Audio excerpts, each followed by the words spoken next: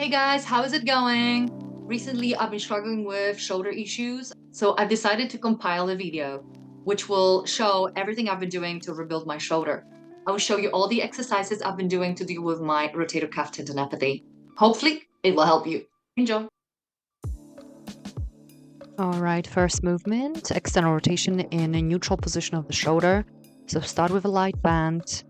Keep your elbow close to your body and externally rotate the humerus. Now, similar setup, but you're now bringing your hand towards your abdomen, rotating humerus internally. Try not to rotate your trunk. Just want to move the arm and shoulder. If you're just starting your rehab, start very slowly and it's maybe smaller range of motion. And here we continue with external rotation, but shoulder is at 90-degree flexion with elbow right in front of the shoulder. Careful not to move the thoracic spine or neck. Same setup, but rotating internally, so the forearm sweeps in front of the face like a windshield wiper.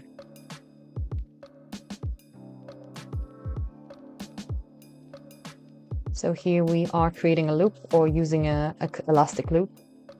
So start with bilateral external rotation of the shoulder to target infraspinatus.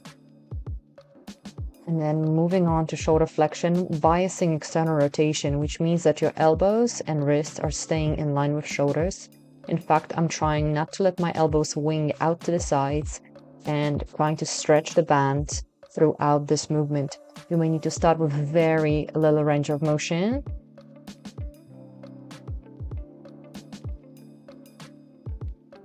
And sprinter, that movement will definitely make my top 3.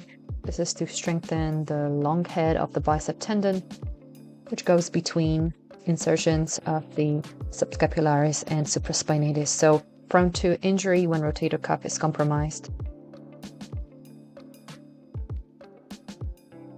Single arm back fly, that will definitely make my top 3 in terms of rehab exercises.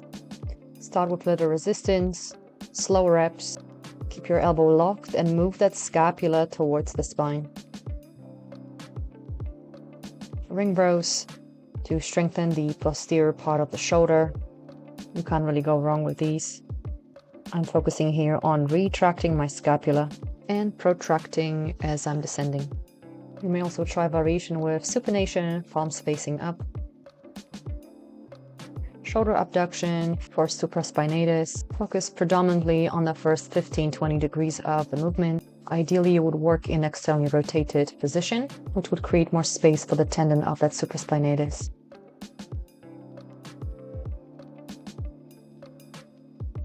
Now, this drill is great to support function of the scapulothoracic joint, specifically upward rotation of the scapulae.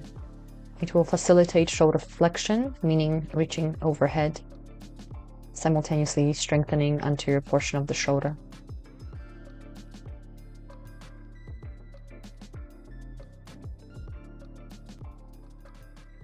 Very similar to what we've done before with the band. This is my daily practice. This is a fantastic drill to strengthen the shoulder capsule, which is also composed of rotator cuff muscles. Now here, be mindful of compensations. We don't want to elevate the scapula or move the spine or head. You should see only rotation of that upper arm bone. Opt for a light weight to begin with. And now a bit of strengthening of the external muscles of the shoulder. Triceps. The long head of the triceps brachii attaches to the lateral border of the scapula, so it can affect its movement and function. This was one of my favorite drills at the early stages of rotator cuff irritation. Strengthens posterior part of the shoulder, improves the function of the scapulothoracic joint, helps with protraction and retraction of the scapula, strengthens the rhomboid muscles that actually are responsible for that function.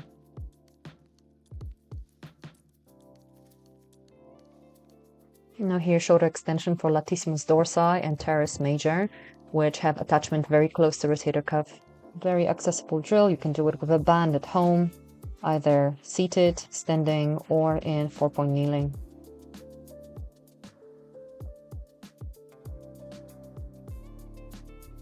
And scapular push-up to work on the serratus anterior and scapular gliding. And the idea here is that your core stay braced. You can obviously do a progression, which is much harder, but just think of breastbone sinking down to the floor and lifting up to the ceiling. And progression with knees up to try to really keep your body nice and straight. Your shoulders stay over your elbows. There should be no movement in the lower back.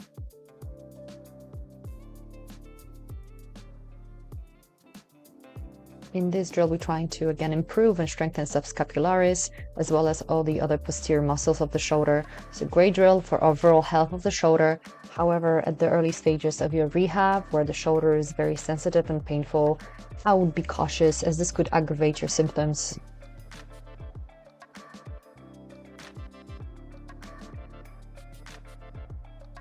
And another drill that I would implement in the later stages of recovery. I'm keeping the range of motion through this push-up limited, going only halfway or less.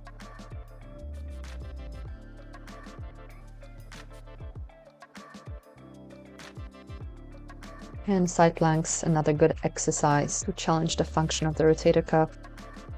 Ever since the onset of the pain, I've been really doing only short lever side plank with knee on the ground.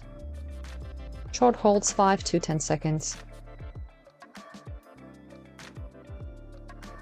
Oh, I love this drill. Probably the most challenging setup for infraspinatus. I'm using a little elevation for the elbow. You can use a hoodie or a little cushion or towel.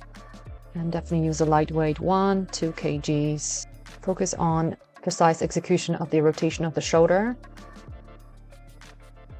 Alright guys, this is the last drill for part 1. Stay tuned for more. Thanks for watching.